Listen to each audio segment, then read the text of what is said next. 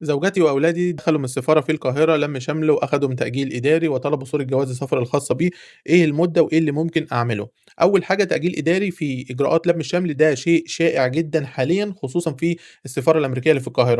طلب صورة جواز سفرك ده إجراء طبيعي جدًا للتأكد من بيانات الزوج ومطابقتها بالملف بالكامل بشكل رسمي. حسب آخر التطورات المدة دي غير ثابتة وبتكون غالبًا من شهرين ل6 شهور على حسب نوع الحالة. مهم جدًا طبعًا إنك تبعت صورة واضحة من جواز سفرك ده وتكون جواز سفرك ساري، وتتابع الإيميل بتاع حضرتك باستمرار بدون أي تأخير أو إهمال. وطبعًا ما ينفعش تستعجل رد السفارة، لكن ينفع تجهّز أي مستندات تانية أنت حاسس إن هم ممكن يطلبوها من حضرتك بشكل سريع. لو عدى وقت طويل بدون رد من السفارة ممكن طبعًا تستفسر بشكل قانوني وبشكل رسمي وعن طريق الإيميل، بحيث إنك تحافظ على الملف بتاعك وعلى المدة بتاعتك. كل حالة لَم شمل ليها تفاصيلها وما فيش مدة واحدة بتنطبق على الجميع، علشان كده حضرتك ممكن تسمع كلام مختلف من أشخاص مختلفة، كل حالة ينطبق عليها حاجة معينة. أتمنى أكون فدت حضرتك بالإجابة دي. لو حضرتك محتاج شرح بشكل أعمق لحالتك تقدر تحجز مكالمة من اللينك اللي موجود دلوقتي في أول كومنت.